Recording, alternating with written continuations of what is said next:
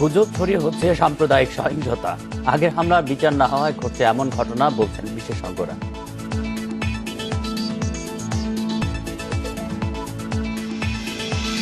৮ মাসে করোনা টিকা পেয়েছে দেশের ২৪% মানুষ। গতি আনতে কেন্দ্র বানানোর পরিকল্পনা স্বাস্থ্য বিভাগের।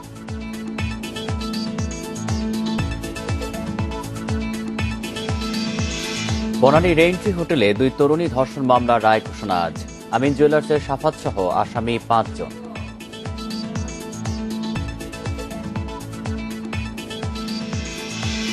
আংশিক বন্যায় কুড়িগ্রাম লালমনিরহাটে নষ্ট ৩,০০০ হেক্টর জমির ফসল, ব্যাপক লোকসানে কৃষক।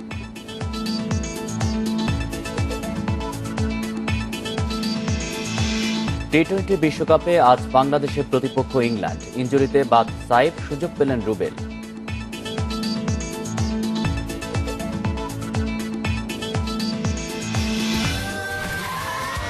Saudi Extreme. Enjoy smooth speed. স্বাগত ইন্ডিপেন্ডেন্ট সংবাদে, আপনাদের সাথে আছি আমি আলী আশরাফ এবং আমি ফারহানা আলম। শুনছিলেন শিরোনাম, এবার বিস্তারিত।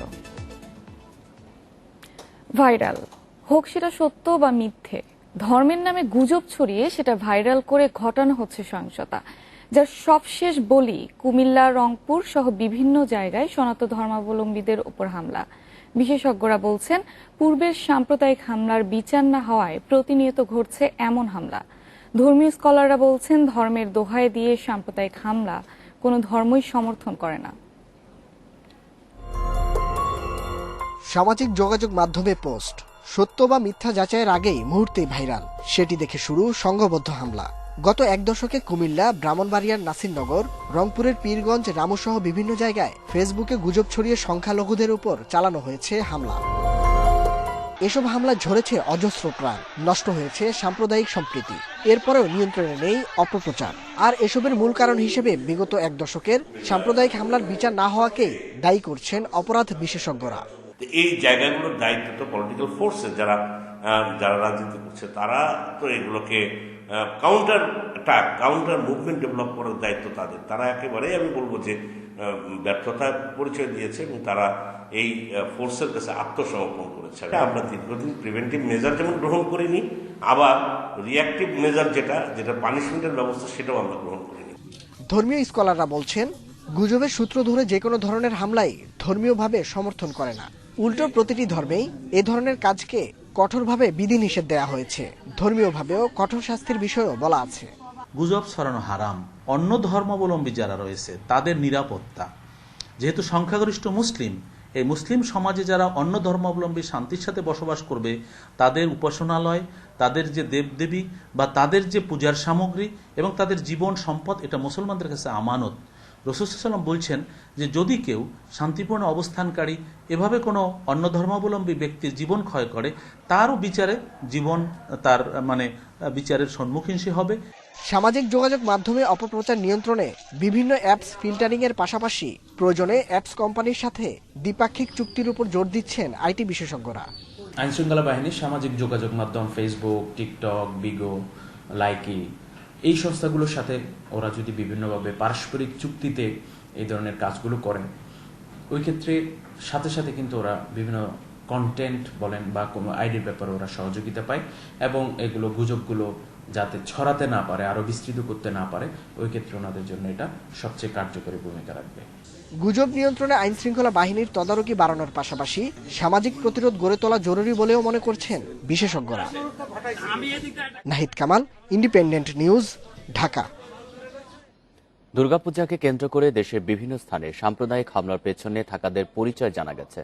যে দলের বা যে মতেরই হোক না কেন, তাদের বিরুদ্ধে আইন অনুযায়ী অবশ্যই ব্যবস্থা নেওয়া হবে, জানিয়েছেন স্বরাষ্ট্রমন্ত্রী। এদিকে দাঙ্গা হাঙ্গামায় লিপ্ত ব্যক্তিদের মনুষ্যত্ব নিয়ে প্রশ্ন তোলেন ধর্ম প্রতিমন্ত্রী। মঙ্গলবার দুপুরে সচিবালয়ে বাংলাদেশ সেক্রেটারিয়েট রিপোর্টার্স ফোরাম সমসাময়িক বিষয় নিয়ে সংলাপের আয়োজন করে। এ সময় সাম্প্রতিক সহিংসতায় ইন্ধনদাতাদের নাম শিগগিরই প্রকাশ করা হবে বলে জানান স্বরাষ্ট্রমন্ত্রী আসাদুজ্জামান খান। তিনি বলেন, দেশকে অস্থিতিশীল করতে এবং সাম্প্রদায়িক সম্প্রীতি বিনষ্ট করার জন্য সুপরিকল্পিতভাবে এসব সহিংসতার ইন্ধন দেওয়া হয়েছে। একটা অস্থিতিশীল পরিস্থিতি সৃষ্টি করার জন্য আমাদের চিহ্নিত কয়েকজন নেতাকর্মীর এইগুলি উৎসাহ দিয়েছেন, এইগুলি ব্যবস্থা করেছেন। এটা একটা সুপরিকল্পিতভাবে একটা অস্থিতিশীল পরিস্থিতি সৃষ্টি করার জন্য যুগ যুগ ধরে যেটা হিন্দু মুসলমানের একটা সাংস্কৃতিক বন্ধন ছিল সেটা বিনষ্ট করার জন্য এই সমস্ত ঘটনা ঘটিয়েছে। এদিকে সচিবালয়ে আলাদা আলোচনায় ধর্ম প্রতিমন্ত্রী ফরিদুল হক খান দাঙ্গা হাঙ্গামায় লিপ্ত ব্যক্তিদের মনুষ্যত্ব নিয়ে প্রশ্ন তোলেন। দাঙ্গামা হাঙ্গামা করার জন্য যারা চেষ্টা করে তারা কোনো দলের হতে পারে না, তারা মানুষ হতে পারে না, তারা একটা অমানুষ জানোয়ার। এবং এই দেশের সাম্প্রদায়িকতা নষ্ট করার জন্য তারা উগ্রপন্থী মৌলবাদী, তারা হয়তো এই কাজের সাথে জড়িত থাকতে পারে। ধর্ম প্রতিমন্ত্রী বলেন, পূর্ব পরিকল্পিত এই সহিংসতায় ক্ষতিগ্রস্তদের মনোবল ফেরাতে উদ্যোগ নেওয়ার জন্য ব্যবস্থা নিতে হবে। Hasib Mahmud Shah, independent news, Dhaka. রাজধানীর নয়াপল্টনে বিএনপির শান্তি সমাবেশের কর্মসূচির পর পুলিশের সাথে নেতাকর্মীদের ধাওয়া পাল্টা ধাওয়া হয়েছে। এ সময় বিএনপির মহাসচিব শান্তিপূর্ণ সমাবেশে পুলিশের লাঠিচার্জ, টিয়ার শেল নিক্ষেপকে বিএনপির বিরুদ্ধে সরকারের পরিকল্পিত চক্রান্ত বলে দাবি করেন। তবে পুলিশ এ ঘটনার জন্য বিএনপির নেতাকর্মীদের দায়ী করেছেন। দেশে হিন্দু সম্প্রদায়ের উপর সাম্প্রতিক হামলার প্রতিবাদে মঙ্গলবার বেলা 11টার দিকে রাজধানীর নয়াপল্টনের কেন্দ্রীয় কার্যালয়ের সামনে শুরু হয় বিএনপির সমাবেশ। সমাবেশে বিএনপির কেন্দ্রীয় নেতারা বলেন, সরকার পরিকল্পিতভাবে বিএনপির বিরুদ্ধে চক্রান্ত করছে। চাল ডাল তেলের দাম বৃদ্ধিতে আপনার যখন সোচ্চার হচ্ছে, ঠিক সেই সময় হিন্দু মুসলমান মধ্যে হিন্দু সম্প্রদায়ের বিরুদ্ধে একটা পরিকল্পিত দুর্গার পূজার সময়, দুর্গোৎসবের সময় একটা সাম্প্রদায়িক সম্প্রীতি বিনষ্ট করার ষড়যন্ত্র করেছে। আমরা সব সময় প্রথম থেকেই তীব্র নিন্দা জানিয়েছে এবং এর প্রতিবাদ করেছে। সমাবেশ শেষে বিএনপি নেতারা মিছিল শুরু করলে নাইটেঙ্গেল মোড়ে পুলিশের সাথে ধাওয়া পাল্টা ধাওয়ার ঘটনা ঘটে। পুলিশের দাবি, বিএনপি কর্মীরা রাস্তার দুই পাশের গলিতে ঢুকে ঢিল ছুটতে থাকেন। পরে পরিস্থিতি নিয়ন্ত্রণে কাঁদানে গ্যাস ছোড়ে পুলিশ। পার্টির মহাসচিব বলছে কোনো ধরনের মিছিল হবে না।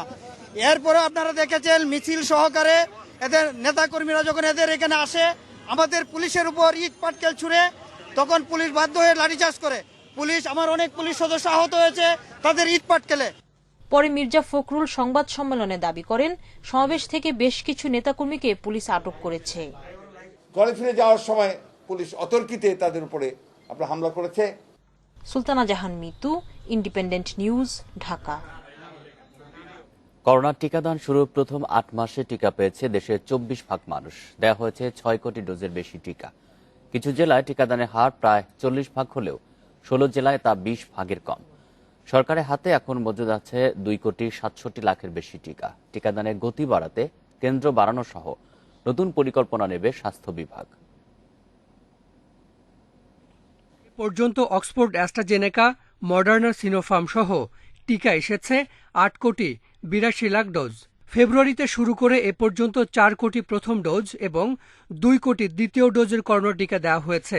সরকারের হাতে এখনও মজুদ আছে অ্যাস্ট্রাজেনেকার ২৮ লাখ, ফাইজারের ৭৫ লাখ, মডার্নার ২,৯৫,০০০, সিনোফার্মের ১,৫১,০০,০০০ এবং সিনোভ্যাকের ১০ লাখ ডোজ টিকা। টিকার যে মজুদ বাড়ছে এটি কিন্তু খুব স্পষ্ট এবং এই মজুদের সঙ্গে কিন্তু প্রতি সপ্তাহেই নতুন টিকা সংযুক্ত হচ্ছে। এর পাশাপাশি কোভ্যাক্স ফ্যাসিলিটির কাছ থেকে যে টিকাটি আমরা পাবো বলে প্রত্যাশা করি, সেটিরও কিন্তু আমরা ইতিবাচক কিছু বিষয় দেখছি যে আমাদের টিকা আরো বাড়বে। খুলনা, রাঙামাটি ও মেহেরপুর জেলায় টিকা নেয়ার হার সবচেয়ে বেশি, ৩৯%। চুয়াডাঙ্গায় ৩৮, মাগুরায় ৩৭ ও পঞ্চগড়ে ৩৪% মানুষ টিকা পেয়েছেন। তবে টিকাদানে পিছিয়ে আছে সুনামগঞ্জ, গাইবান্ধা, ব্রাহ্মণবাড়িয়া সহ ১৬ জেলা। এসব জেলায় টিকা নেয়ার হার ২০%-এরও কম। করোনার টিকা নিতে সুরক্ষা অ্যাপে এ পর্যন্ত নিবন্ধন করেছেন ৫.৫ কোটির বেশি মানুষ। তাদের মধ্যে টিকা নেয়ার অপেক্ষায় ১.৫ কোটির বেশি। স্বাস্থ্য বিভাগ বলছে, টিকাদানের গতি বাড়াতে সারা দেশে কেন্দ্র বাড়ানোর উদ্যোগ নেওয়া হয়েছে। টিকা কেন্দ্র বাড়ানোর বিষয়ে পিআই কাজ করছে, জনবল বাড়ানোর বিষয়ে কাজ করছেন, প্রশিক্ষণ প্রদান করছেন। আমরা আশা করি যে ডিসেম্বর নাগাদ এটির একটি ইতিবাচক পরিবর্তন হবে এবং এখন পর্যন্ত আমরা যে সংখ্যক মানুষকে টিকা দিয়েছি, অন্তত আমাদের কাঙ্ক্ষিত জনগোষ্ঠীর ৫০% মানুষকে আমরা অন্তত ওই সময়ের মধ্যে টিকাটি দিয়ে দিতে পারি। দেশে এ পর্যন্ত করোনার টিকা গ্রহীতাদের মধ্যে পুরুষ ৫৬% এবং নারী ৪৪%। Hasan Misbah, independent news, Dhaka. Re-entry হোটেলে 2 তরুণী ধর্ষণ মামলার রায় ঘোষণার কথা রয়েছে আজ। এর আগে গত 12 অক্টোবর বিচারক অসুস্থ থাকায় রায়ের তারিখ পিছিয়ে আজকের দিন নির্ধারণ করেন আদালত।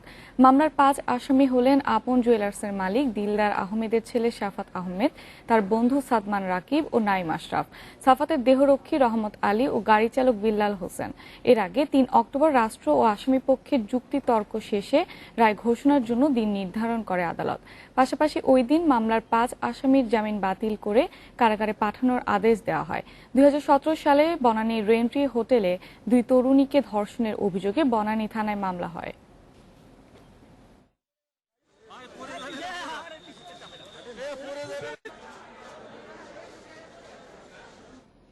দিনের বেলায় অটোরিকশা চালালেও রাতে ফাঁকা বাসার খোঁজ করত চক্রের মূল হোতা সাব্বির।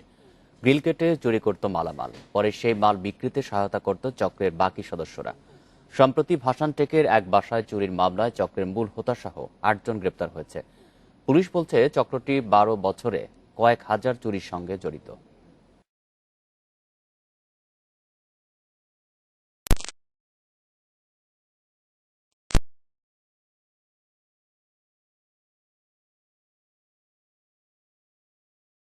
নিচে পাহারায় আরো 2 জন। গ্রিল কেটে ওপরে ওঠার পর চোখে পড়ল সিসিটিভি ক্যামেরা, পরে সেটিকে অন্যদিকে ঘুরিয়ে দিলেন ওই ব্যক্তি। এ ঘটনায় থানায় অভিযোগ করেন বাসার ভাড়াটিয়া। আমার ওখানে অর্নামেন্ট ছিল 4.5 ভরি, ল্যাপটপ ছিল, ট্যাব ছিল, মোবাইল ছিল। ক্যাশ টাকার অ্যামাউন্ট আসলে 25-30-এর মতো ছিল, প্রায় 5 লাখ টাকার মতো ছিল আর কি, সব যদি আমি ইনক্লুড করি আর কি। সিসিটিভি ক্যামেরার ফুটেজ দেখে নিচে দাঁড়িয়ে থাকা ব্যক্তির নাম সাব্বির বলে নিশ্চিত হয় পুলিশ। পরে অভিযান চালিয়ে গ্রেপ্তার করা হয় সাব্বিরকে। তার তথ্যে গ্রেপ্তার হন বাকি 2 ব্যক্তিও। সহায়তাকারী হিসেবে গ্রেপ্তার হয় আরো 5 জন। জব্দ করা হয় চুরি হওয়া মালামাল। পুলিশ বলছে ফাঁকা বাসা পেলেই গ্রিল কেটে চুরি করে পেশাদার এই চক্রটি। তারপর চুরির জিনিসপত্র রাখার দায়িত্ব দেওয়া হয় 2 নারীকে, আর তা বিক্রি করত তাদের আরো 3 সহযোগী। ভাসানটেক একটা বস্তি অধ্যুষিত এলাকা, এরা মূলত এই বস্তির আশেপাশে এই এলাকা থেকে বেছে নেয়। যেমন আপনার ওই যে বাগানবাড়ি, পকেট গেট, তারপর মাটিকাটা, মানিকদি, এই সমস্ত এলাকাগুলো বেছে নেয় এবং তারা এখানে চুরি করার পর তারা চম্পট হয়ে যায়, এলাকায় আর কিছুদিন থাকে না। যখন আবার একটু পরিবেশ পরিস্থিতি ভালো হয় তখন তারা আবার সুযোগ বুঝে এলাকায় এসে এই চুরি সংগঠিত করে।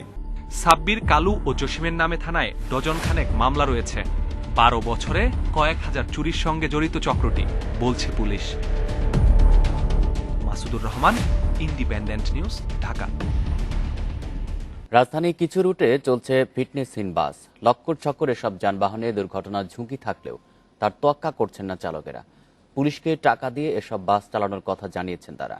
যাত্রীরাও নিরুপায় হয়ে চড়ছেন এসব গাড়িতে। গাবতলীর পাশের বেড়িবাঁধ সড়ক ধরে চলাচল করছে এসব লক্কর ছক্কর বাস। কোনোটির নেই লুকিং গ্লাস, তো কোনোটির পেছনের অংশ ভাঙা। এ রুটে চলাচল করে প্রত্যয় সেন্ট্রাল লাইনের অন্তত 70টি বাস ও 50টি লেগুনা। চালকরা বলছে পুলিশকে টাকা দিয়ে বাস চালাচ্ছেন তারা। এভাবেই চালাইতেছি, সব গাড়ি রোডের গাড়ি এরকম সব। পুলিশ ধরে না? ধরে, তারা টাকা খায়। এই রোডে আর তো ভালোভাবে চলে না, কারণ এই রোডে সব অন্য রোডের বাদ হয়ে এই রোডে আসে। দিয়াবাড়ি, গাবতলী, বছিলা, কামরাঙ্গীরচর, বাবুবাজার ব্রিজ পর্যন্ত যাত্রী পরিবহন করে এসব বাস। যাত্রীরা বলছেন নিরুপায় হয়ে সব জানে ওঠেন তারা। সবসময় এখানে চলাফেরা করে, তাদের সবার জন্য আসলে কষ্টেরই ব্যাপার এটা। ভয় লাগে না এই গাড়িতে? হ্যাঁ অবশ্যই। আমি আজ ফার্স্ট উঠলাম, মানে আমি যাতায়াত করি যাত্রাবাড়ির দিকে, কিন্তু আমার বাবুবাজার দিকে যাইতে হবে। শুধু এ রুটই নয়, রাজধানীর বেশ কিছু রুটে তুরাগ, প্রজাপতি, বলাকাও, অনাবিল পরিবহনের বেশ কিছু লক্কর ঝক্কর বাস চলছে। গবেষকরা বলছেন ফিটনেসবিহীন যানবাহন দুর্ঘটনা প্রবণ। এই গাড়িগুলো একদিকে যেমন যানজটের কারণ হয়, নষ্ট হয়ে রাস্তায় আপনার পরে আপনার বিশৃঙ্খলা সৃষ্টি করে, পাশাপাশি দুর্ঘটনারও কিন্তু তৈরি করে। কারণ ইন্ডিকেটর দিয়ে যখন সে ডানে বামে যাচ্ছে, পেছনের গাড়ি কিন্তু বুঝতে পারে না। পাশাপাশি ব্রেকের সমস্যা বা অন্যান্য সমস্যা ত্রুটির কারণে তারা কিন্তু প্রায় দুর্ঘটনা ঘটায়। পুলিশ বলছে গত মাসেই 26টি ফিটনেসবিহীন যানবাহন জব্দ করা হয়েছে। প্রায়ই পরিচালনা করা হচ্ছে ভ্রাম্যমাণ আদালত। এই ধরনের ফিটনেসবিহীন গাড়ি আমাদের ঢাকা মহানগরের চলাচলের ক্ষেত্রে যথেষ্ট বিধিনিষেধ আছে, এবং ঢাকা মহানগরের ট্রাফিক পুলিশ, সেই সাথে আমাদের ডিএমপি থেকে আমাদের যে মোবাইল কোর্ট ম্যাজিস্ট্রেট আছে, এই মোবাইল কোর্ট ম্যাজিস্ট্রেট নিয়ে আমরা কিন্তু এই ফিটনেস গাড়ির বিরুদ্ধে প্রায়ই অভিযান করে থাকি। বাস মালিক সমিতির তথ্য অনুযায়ী রাজধানীর আশেপাশে চলাচল করছে অন্তত ৫,০০০ বাস মিনি বাস। আল আমিন হোসেন, ইন্ডিপেন্ডেন্ট নিউজ, ঢাকা। মা ইলিশ রক্ষায় ৪ অক্টোবর থেকে টানা ২২ দিন নদী সাগরে নিষেধাজ্ঞা থাকলেও রক্ষা হয়নি মা ইলিশ। আড়তগুলোতে আসছে বিপুল পরিমাণ ডিমওয়ালা মা ইলিশ। জেলেদের দাবি, গত বছরের তুলনায় এবার ১০ দিন আগে নিষেধাজ্ঞা দেয়ায় সময় মতো মা ইলিশ ডিম ছাড়তে পারেনি। মঙ্গলবার রাতে শেষ হয়েছে ২২ দিনের নিষেধাজ্ঞা। নদী সাগরে নেমেছে জেলেরা, কিন্তু বরিশালের চন্দ্রমোহন বেলতলা পোর্ট রোড ইলিশ মোকাম সয়লাব ডিমওয়ালা ইলিশে। জেলেদের দাবি, গত বছরের তুলনায় এবার ১০ দিন আগেই নিষেধাজ্ঞা জারি করায় সময় মতো ডিম ছাড়তে পারেনি মা ইলিশ। যে সময় অভিযান দিয়েছেন তার ১৫ দিন পরে আর অভিযান দেওয়া উচিত ছিল। এইতে আমরা শ্রমিক যারা আছি আমরা মরে গেছি, একটা মাছেও ডিম ছাড়ে নাই। সারা বাজারে ডিমওয়ালা মাছ, এই মাছ যদি নদীতে থাকতো সারা জীবন মাছ পড়তো, ইলিশ মাছ। তবে মৎস্য কর্মকর্তারা বলছেন, যে পরিমাণ ডিম ছেড়েছে তা সংরক্ষণ করতে পারলেই পূরণ হবে লক্ষ্যমাত্রা। ইলিশ সারা বছর ডিম দেয়, যে মাছগুলো আমরা নদী থেকে আহরণ করেছি সেই মাছের ডিম থাকবে। আমরা আশা করছি যে আমাদের যে উদ্দেশ্যে এই অভিযান আমরা দিয়েছি, আমাদের সরকার যে নিষেধাজ্ঞা দিয়েছিল সেটা সফল হয়েছে। ২২ দিন পরও মিলছে না কাঙ্ক্ষিত ইলিশ। এর জন্য নিষেধাজ্ঞার সময় বরিশাল, চাঁদপুর, লক্ষ্মীপুর সহ উজানে অবাধে মাছ শিকারকে দায়ী করছেন ভোলার জেলেরা। যা ধরা পড়ছে তার বেশিরভাগই আবার মা ইলিশ। অন্য বছর আমরা যে পরিমাণ মাছ পাইছি এই পরিমাণ এই বছর মাছ আমরা পাইনি। অভিযান মানে না, এরা মাছ ধরে লাইছেন, আমরা না আমার দিকে মাছ পাইতাছি না। অভিযানটা কিছুদিন বাদে দিত, জেলেরও ভালো হইতো বা মাছেরও ডিম ছাড়তে পারতো। নিষেধাজ্ঞার সময় নিয়ে জেলেদের অভিযোগ থাকলেও মৎস্য কর্মকর্তারা বলছেন ভিন্ন কথা। আমাদের যে ইলিশ ধরার উপরে নিষেধাজ্ঞা দেওয়া হয়, এইটা বিভিন্ন অঞ্চলের জেলেদের সঙ্গে মতামত নিয়ে, মৎস্যজীবীদের সংগঠনের মতামত নিয়ে এবং আমাদের কেন্দ্রীয় যে বিশেষজ্ঞ প্যানেল আছে, এখানে বিশ্ববিদ্যালয়, গবেষণা প্রতিষ্ঠান সকলের সাথে আলোচনা করে সিদ্ধান্ত নেওয়া হয়ে থাকে। এবার ভোলায় ১,৭৮,০০০ মেট্রিক টন ইলিশ উৎপাদনের লক্ষ্য ধরা হলেও তা ব্যাহত হওয়ার আশঙ্কা করছেন জেলেরা। Abu Noman, independent news. এ নিয়ে আরো জানাতে ভোলা থেকে যোগ দিচ্ছেন সহকর্মী নজরুল হক। নজরুল, আমরা তো জানি যে নদী সাগরে মা ইলিশ ধরার ক্ষেত্রে একটা নিষেধাজ্ঞা জারি করা হয়েছে, তো এই নিষেধাজ্ঞা থাকার পর মা ইলিশ কেন রক্ষা হয়নি, আর জেলে ও মৎস্য বিভাগ আসলে কি বলছেন আমাদের জানাবেন।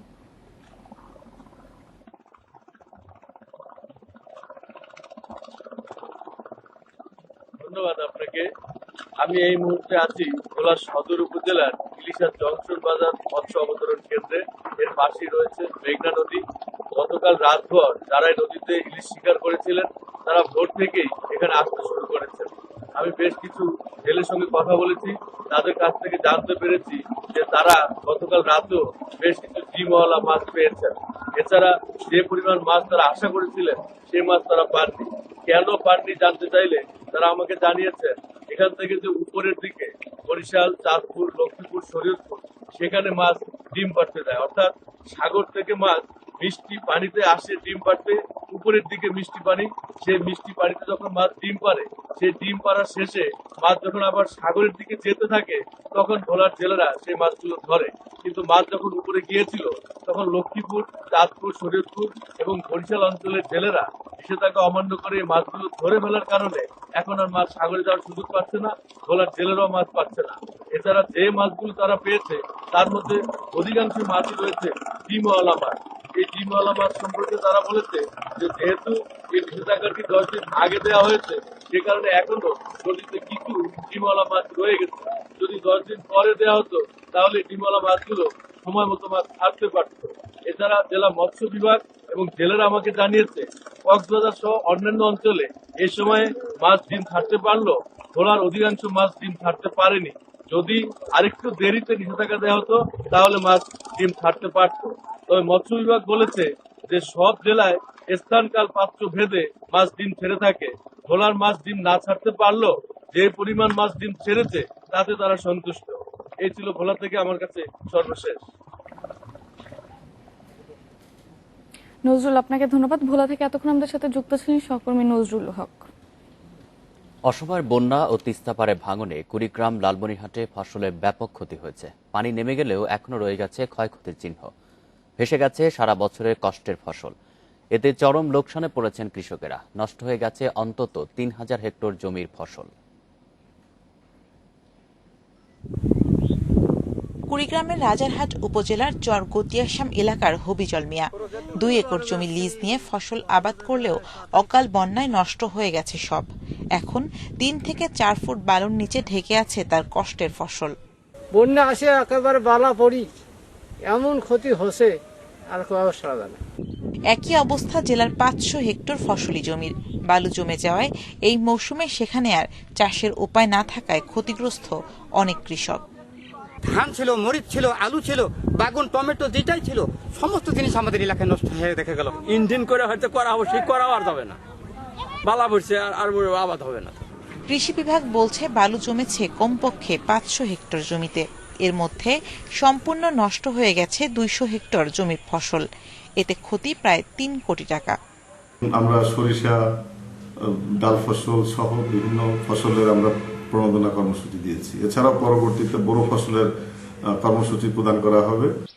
এদিকে লালমনিরহাটে আর কদিন পরই ধান কেটে ঘরে তোলার কথা থাকলেও কৃষকদের সেই স্বপ্ন ভেসে গেছে তিস্তার পানিতে। কৃষি বিভাগের হিসেবে জেলার একদিনের বন্যায় তলিয়ে গেছে ২৫০০ হেক্টর জমি। আমার সমস্ত আবারটাই একদিনের বন্যায় সমস্ত শেষ হয়ে গেছে। এখন পাকা ধান, এখন মনে করো ধান নষ্ট হয়ে গেছে। এখন কিভাবে চলবো, কিভাবে বাচ্চা খোঁচা মানুষ করবো? ৩০ কোটি ৪৬ লক্ষ টাকা আমাদের ক্ষয়ক্ষতি হয়েছে এবং আমাদের এর মধ্যে এই আওতায় প্রায় ১৭,০০০ কৃষক পরিবার এখানে ক্ষতিগ্রস্ত হয়। সরকারি প্রণোদনার অর্থ না পেলে ঘুরে দাঁড়ানো সম্ভব হবে না বলছেন ক্ষতিগ্রস্ত কৃষকেরা। Shamima Rahman, independent news. এ নিয়ে আরো জানাতে নাটোর থেকে যোগ দিচ্ছেন সহকর্মী বাপ্পি লাহিড়ী। বাপ্পি লাহিড়ী, নাটোরে বন্যার কি পরিস্থিতি জানাবেন? আপনি যেমনটা আসলে সারা দেশের চিত্রের কথা বলছিলেন তার সাথে ঠিক নাটোর কিন্তু তার বিপরীত চিত্র এখন আছে এই মুহূর্তে। নাটোরে কিন্তু আসলে বন্যা পানির যে ধানের ক্ষতি, সেই ক্ষতিটা এখন পর্যন্ত নাই বললেই চলে।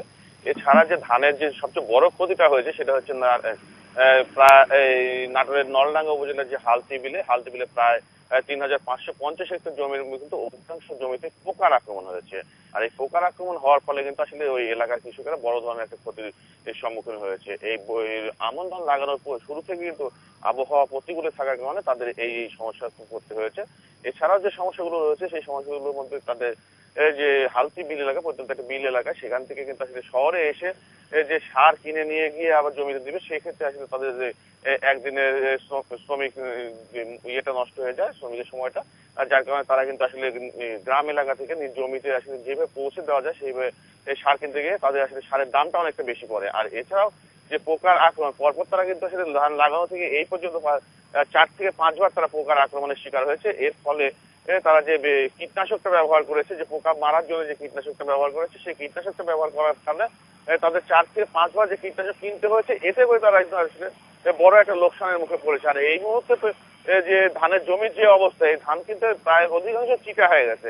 আর এইসব বিষয় নিয়ে যখন আমরা কৃষি কর্মকর্তাদের সাথে কথা বলেছি, তারা কিন্তু বলছে যে আসলে আবহাওয়া খারাপ থাকার কারণে যে কিছুটা বিরূপ প্রভাব পড়েছে কৃষকদের উপর, তবে ধানের দাম যদি ভালো পায়, এখন যেটা আছে আসলে এটা কিন্তু তাদের প্রতি বছরের যে একটা হিসাব, যে আসলে সান্ত্বনা বাণী দেওয়া, যে কিছু হলে কৃষকরা যখন অভিযোগ করে যে আসলে তাদের কৃষি কর্মকর্তারা কেউ মাঠে আসে না, মাঠ পর্যায়ে আসে না, দেখে না এবং কৃষকদের কোনো পরামর্শ দেয় না, এই অভিযোগটা যখন আমরা নিয়ে কৃষি কর্মকর্তার কাছে যাই, তারা কিন্তু একই কথা বলে যে আমরা আসলে প্রতিনিয়ত মাঠে যাচ্ছি এবং কৃষকদের পরামর্শ দিচ্ছি।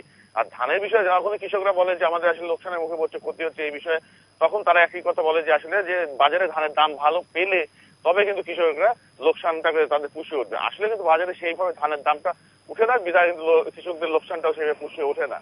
আর এইসব বিষয় নিয়ে কৃষকরা কিন্তু প্রতিনিয়তই অভিযোগ করে আসে যে তাদের বিএসএফরা কিন্তু মাঠ পর্যায়ে আসে না, তারা বিভিন্ন গ্রামের যে কোনো একটা চায়ের স্টলে বসে তাদের কৃষকদের সাথে কথা বলে তারা পরামর্শ দিয়ে চলে যায়। আসলে মাঠে যে ধানের যে সমস্যাটা, এইবারও আমরা যেটা দেখছি যে এখানে কিন্তু বিপুল পরিমাণ জমির ধান চিটা লেগে গেছে, মানে মাজরা পোকা, কারেন্ট পোকা, স্থানীয় ভাষায় বিভিন্ন পোকার নাম বলা হয়, যে পোকাগুলোর কারণে কিন্তু এই ধানগুলো নষ্ট হয়েছে। এই ধানগুলো কিন্তু আসলে বাজারে নিয়ে গেলে কোনোভাবেই দাম পাওয়ার কোনো সম্ভাবনা কিন্তু আসলে কৃষকরা যেমন দেখছে না, আমরাও কিন্তু ঠিক সাধারণ চোখে কিন্তু আমরা যেটা দেখছি আসলে এই ধান থেকে কিন্তু আসলে কোনো চাল হওয়ার মতো কোনো সম্ভাবনা আমরা এখন দেখছি না, সম্পূর্ণভাবে চিটে হয়ে গেছে। এই ছিল আসলে নাটোরের ধানের সর্বশেষ পরিস্থিতি। নাটোর থেকে জানাচ্ছিলেন বাপ্পি লাহিড়ী। আমন মৌসুমের শেষে বাদামি গাছ ফড়িং মাজরা সহ বিভিন্ন প্রকার আক্রমণ দেখা দিয়েছে। কীটনাশক প্রয়োগ করেও কোনো ফল পাওয়া যাচ্ছে না। এই অবস্থায় লোকসানের শঙ্কায় কৃষক। পোকার আক্রমণের কথা স্বীকার করে কৃষকদের সঠিক পরামর্শ দেওয়ার কথা বলছেন কৃষি কর্মকর্তারা। আর কয়েকদিন পরই ধান ঘরে তুলবে কৃষক, কিন্তু এই সময় নতুন করে পোকার আক্রমণ দেখা দেয় দুশ্চিন্তায় তারা।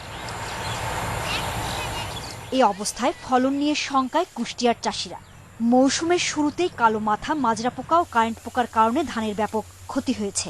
যশোর জেলায়ও ধান খেতে পোকার আক্রমণ। একটা পোকা আছে শিকড় পর্যন্ত খাই ফেলছে, ধানের গাছ একবারে হারা যাচ্ছে। আমরা ওষুধপাতি দেবো, কাজ হয়নি, যার কারণে এখন নিরুপায় হয়ে থুয়ে দিছি। লোকসানের শঙ্কায় থাকা কুড়িগ্রামের কৃষকরা বলছেন নানা কীটনাশক প্রয়োগ করেও কোনো ফল পাওয়া যায়নি। কারেন্ট পোকা ধরছিল, 2-3 দিনের মধ্যেই সব ধান শেষ হয়ে গেছে। দিনাজপুরে সার, বীজ, মজুরি ছাড়াও বাড়তি অর্থ গুনতে হচ্ছে বালাইনাশকের জন্য। এতে বেড়ে গেছে ধানের উৎপাদন খরচ। এই অবস্থায় লোকসানের শঙ্কা করছেন কৃষকরা। 42টা বীজ দেওয়া হয়েছে, তারপরও দেখতেছি আরো বেশি করে বাড়তেছে। তবে এ সমস্যায় কৃষি কর্মকর্তাদের সহায়তা পাচ্ছে না বলে অভিযোগ কৃষকদের। কৃষি অফিসারেরা এসে কোনো একটা যে কাজ কাম করবে এটা আমাদের বলবে। কৃষি অফিসার আসার কথা, ওদের সাথে আসছে না, দেখা হচ্ছে না। তাই এখন বীজ দিচ্ছি ডিলারের পরামর্শ। জমিতে পোকার আক্রমণ, কোনো একটা যে কাজ কাম করবে এটা আমাদের বলবে। কৃষি অফিসার আসার কথা, ওদের সাথে আসছে না, দেখা হচ্ছে না। তাই এখন বীজ দিচ্ছি ডিলারের পরামর্শ। জমিতে পোকার আক্রমণের কথা স্বীকার করে কৃষি কর্মকর্তারা কীটনাশক ছিটানোর পরামর্শ দিচ্ছেন। ভ্যাপসা, গরম, মেঘাচ্ছন্ন আবহাওয়া, এটার জন্য মাঠে কিছু বিপিএইচ দেখা যাচ্ছে। পাতা মরানো পোকা যেগুলো দেখা যাচ্ছে সেগুলো দমন করার জন্য আমাদের টিম সর্বক্ষণ কাজ করে যাচ্ছে। চাঁপাইনবাবগঞ্জে গত বছরের তুলনায় এবার আমনের আবাদ কমেছে 380 হেক্টর। এছাড়া পোকার আক্রমণ আর বৃষ্টিতে ধান হেলে পড়ায় ফলন বিপর্যয়ের শঙ্কা দেখা দিয়েছে। সোহেলি জাহান, ইন্ডিপেন্ডেন্ট নিউজ ডেস্ক। বরখাস্তকৃত পুলিশ পরিদর্শক লিয়াকতের ছোড়া গুলিতে মৃত্যু হয় অবসরপ্রাপ্ত মেজর সিনহার। রাসায়নিক পরীক্ষায় এমন প্রমাণ মিলেছে বলে সাক্ষ্য দিয়েছেন 2 পরীক্ষক। 6ষ্ঠ দফায় দ্বিতীয় দিনের সাক্ষ্য গ্রহণ শেষে তথ্য জানান রাষ্ট্রপক্ষের আইনজীবী ফরিদুল আলম। এর আগে মঙ্গলবার সকালে সাবেক ওসি প্রদীপ কুমার দাস সহ 15 আসামিকে আদালতে হাজির করা হয়। এদিন 14 জনের সাক্ষ্য নেওয়া হয়। এ পর্যন্ত সিনহা হত্যা মামলায় 57 জনের সাক্ষ্য গ্রহণ হলো। 6ষ্ঠ দফার সাক্ষ্য গ্রহণ চলবে 27 অক্টোবর পর্যন্ত। গত বছর 31 জুলাই টেকনাফের শামলা চেকপোস্টে পুলিশের গুলিতে নিহত হন সেনাবাহিনীর অবসরপ্রাপ্ত মেজর সিনহা মোহাম্মদ রাশেদ খান। অস্ত্র পরীক্ষা করেছেন, সেই 2 জনের রাসায়নিক পরীক্ষক সাক্ষী দিয়েছে। তারা বলেছেন যে সেই অস্ত্র থেকে, লিয়াকতের অস্ত্র থেকে ফায়ার হয়েছে, এটা তারা সাক্ষীতে বলেছে। অন্তত 100 কোটি টাকার লেনদেন হলেও কর্ণফুলী মাল্টিপারপাস কোঅপারেটিভ সোসাইটির অ্যাকাউন্টে রয়েছে মাত্র 80 লাখ টাকা। এক ব্রিফিংয়ে মঙ্গলবার দুপুরে র্যাব জানায় 1,03,000 টাকার লোভের প্রলোভন দেখিয়ে প্রায় 30,000 গ্রাহকের সাথে প্রতারণা করেছে প্রতিষ্ঠানটি। এর আগে রাজধানীর পল্লবী থেকে পরিচালক সহ 10 জনকে গ্রেপ্তার করা হলে প্রতিষ্ঠানটির মালিক এখনো পলাতক।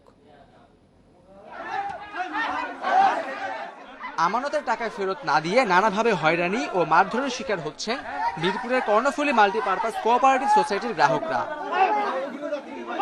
প্রতারিত গ্রাহকরা জানান, প্রথম কয়েক মাস গ্রাহকের টাকা দিলেও 4-5 মাস পর তা বন্ধ করে দেয়া হয়। মূলধন তো ফেরত দিতেই আছে না, গেলে আজকে আসেন কালকে আসেন এরকম করতে করতে এই পর্যন্ত 2019 সালে আমরা এটা করছি। আমি ঢাকা শহর থাকতে পারতেছি না, একা কামাই করে আমি আমার মূল টাকাটা দিয়ে দেন। হ্যাঁ, আজকে আমার 6 মাস ধরে ওদের সাথে কথাই কইতে পারি না, ওদের অফিসে ঢুকতে পারি না।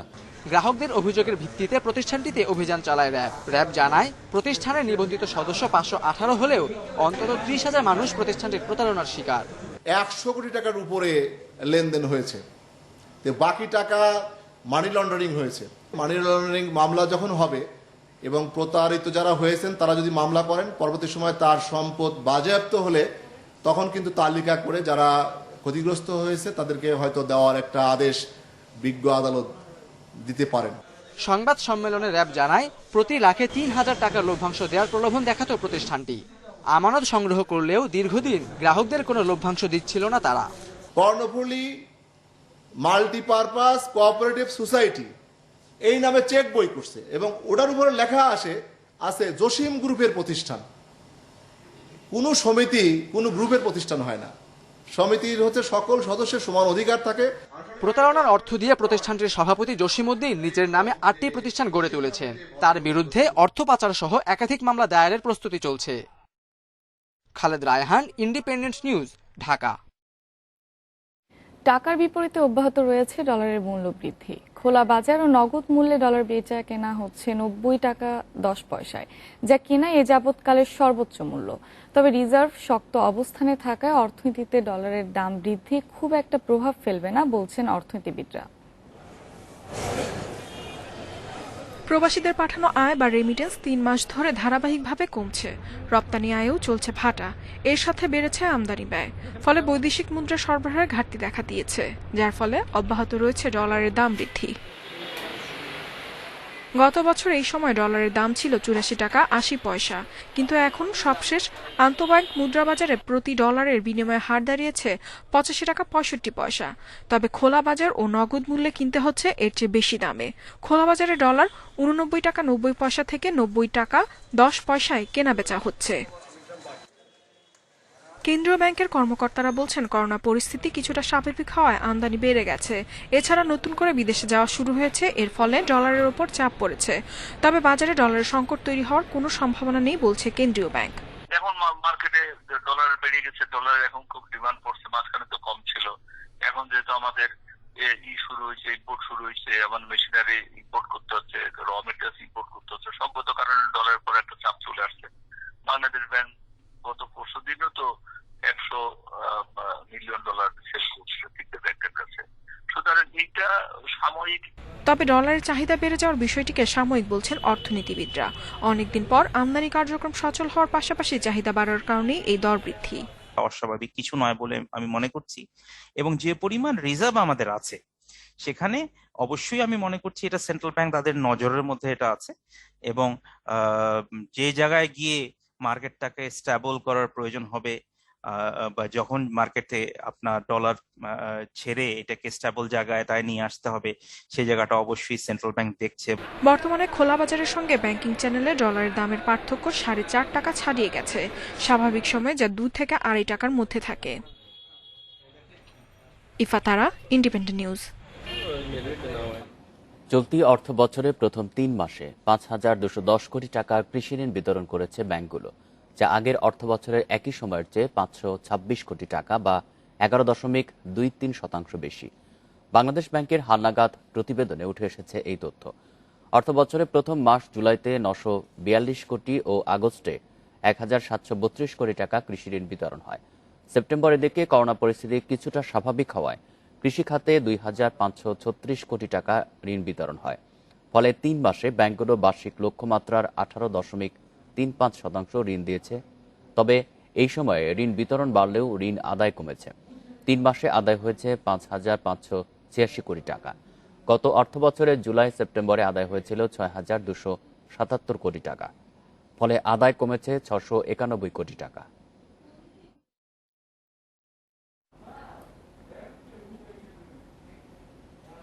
সৌদি আরবের খেজুর, ভিয়েতনামি নারিকেল, কফি এবং সুইটকর্ন চাষে কৃষি ঋণ দেওয়ার নির্দেশনা দিয়েছে বাংলাদেশ ব্যাংক। মঙ্গলবার কেন্দ্রীয় ব্যাংকের কৃষি ঋণ বিভাগ থেকে বিষয়ে প্রজ্ঞাপন জারি করা হয়েছে। নতুন নির্দেশনায় বলা হয়, সৌদির খেজুর, ভিয়েতনামি নারিকেল ও কফি চাষের জন্য সারা বছর ঋণ নিতে পারবেন কৃষক। তবে সুইটকর্নের ঋণ দেওয়ার হবে 15 নভেম্বর থেকে 15 ডিসেম্বর পর্যন্ত। সৌদির খেজুর চাষে বাগান পরিচর্যার জন্য একর প্রতি 10,05,400 টাকার ঋণ পাবেন একজন কৃষক। ভিয়েতনামি নারিকেল উৎপাদনের ঋণ পাবে 4,29,000 টাকা। সুইটকর্ন চাষে 66,000 এবং কফি চাষে সর্বোচ্চ 3,84,000 টাকা ঋণ দেওয়া হবে কৃষককে। ঋণ পরিশোধের স্বাভাবিক সময় ফসল সংগ্রহের পর থেকেই শুরু হবে বলে জানিয়েছে কেন্দ্রীয় ব্যাংক।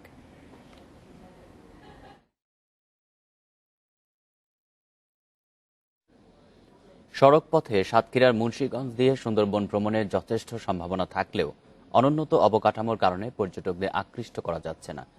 অবকাঠামো উন্নয়নের পাশাপাশি সরকারিভাবে মুন্সিগঞ্জকে পর্যটন কেন্দ্র ঘোষণা করা হলে এলাকার আর্থসামাজিক চিত্র বদলে যাবে বলে মনে করেন স্থানীয়রা। সড়কপথে সুন্দরবন সাতক্ষীরার আকর্ষণ। এই স্লোগানে সরকারিভাবে প্রচার চালানো হলেও বাড়ছে না পর্যটকের সংখ্যা। এর অন্যতম কারণ জেলার সুন্দরবন সংলগ্ন এলাকা মুন্সিগঞ্জে নেই কোনো ভালো মানের হোটেল মোটেল, সেখানে যাবার রাস্তাঘাটও ভাঙাচোরা। সড়কপথে সুন্দরবন ভ্রমণের অপার সম্ভাবনাকে তাই কাজে লাগানো যাচ্ছে না।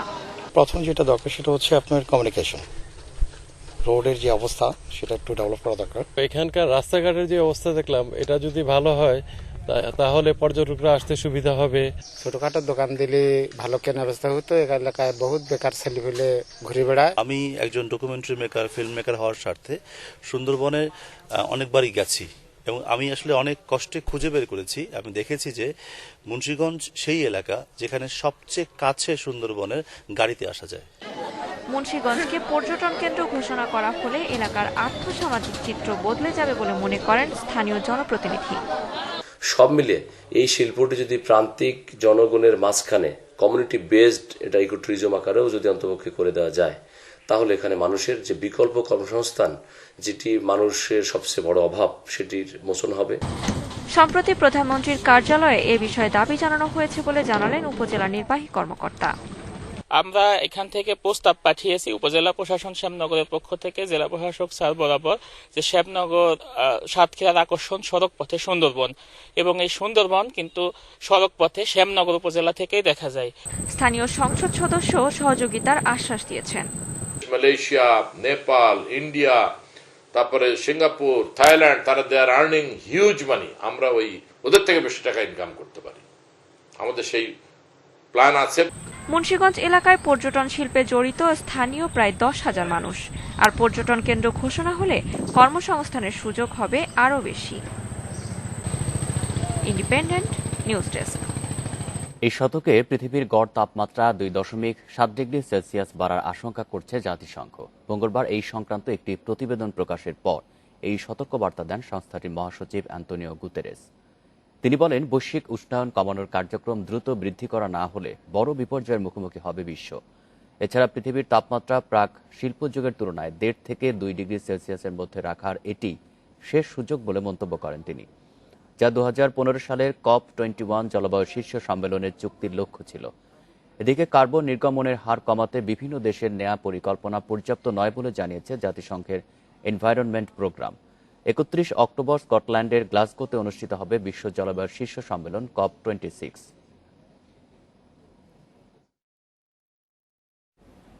5 থেকে 11 বছরের শিশুদের জন্য করোনার ফাইজারের টিকা অনুমোদনের পক্ষে মত দিয়েছে মার্কিন বিশেষজ্ঞ খাদ্য ও ওষুধ প্রশাসন FDA এর উপদেষ্টারা।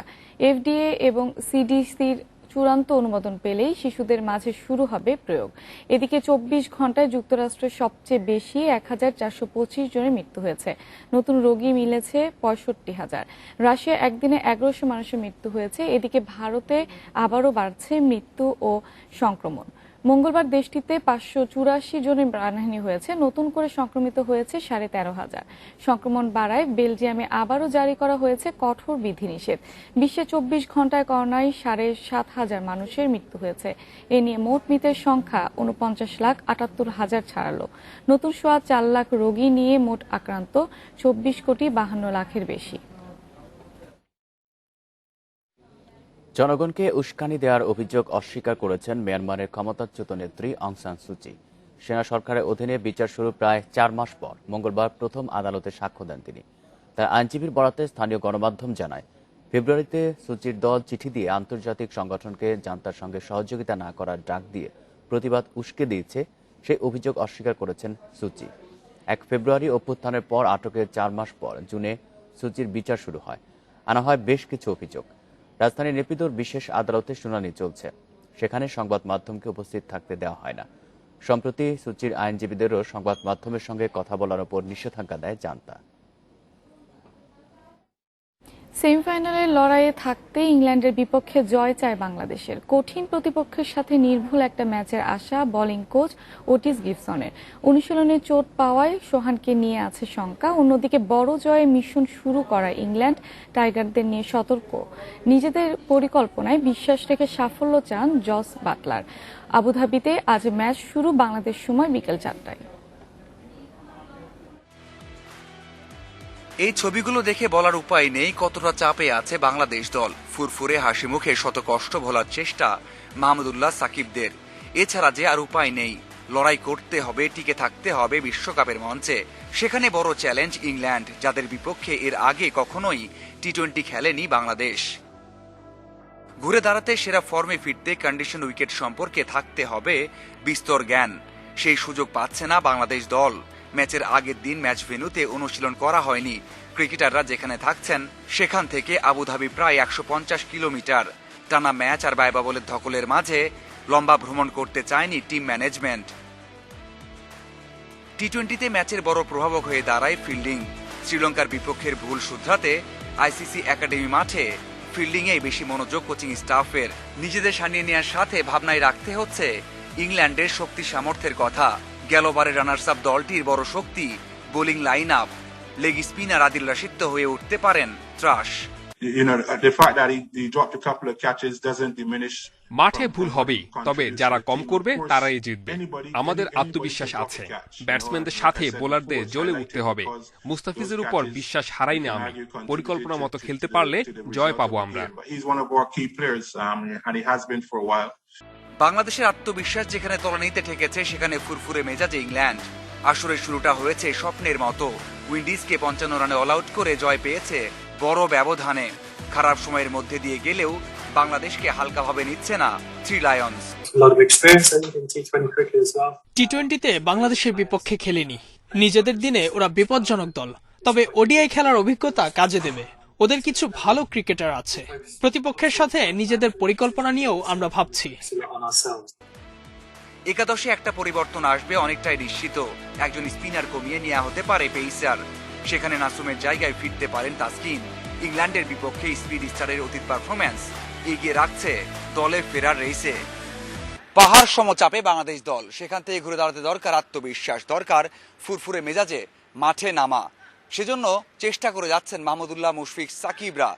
দেখার অপেক্ষা মাঠের বাইরের সব ঘটনা ভুলে কেমন পারফর্ম করে বাংলাদেশ দল। দুর্দান্ত কিছু করতে পারলে আসতে পারে কাঙ্ক্ষিত জয়। Mazharul Islam, independent news, Dubai, সংযুক্ত আরব আমিরাত। ব্যাকফুটে থাকলেও শেখ আবুজাদ স্টেডিয়ামে অতীত পরিসংখ্যান বাংলাদেশকে সাহসী করছে। এশিয়া কাপে আবুধাবিতে আফগানিস্তান ও পাকিস্তানকে হারিয়েছিল টাইগাররা। একাদশে নাসুমের জায়গায় ফিরতে পারেন তাসকিন।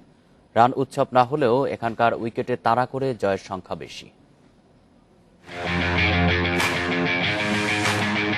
আইসিসি টি-20 বিশ্বকাপে টিকে থাকতে বাংলাদেশের দরকার একটা জয়। ইংল্যান্ডের বিপক্ষে কাজটা সহজ হবে না। ব্যাটে বলে ফিল্ডিং এর সাথে বাংলাদেশকে উইকেট আর কন্ডিশন সম্পর্কে ভালো ধারণা থাকতে হবে। প্রথম ম্যাচে যা ঠিকঠাক করতে পারেনি বাংলাদেশ দল।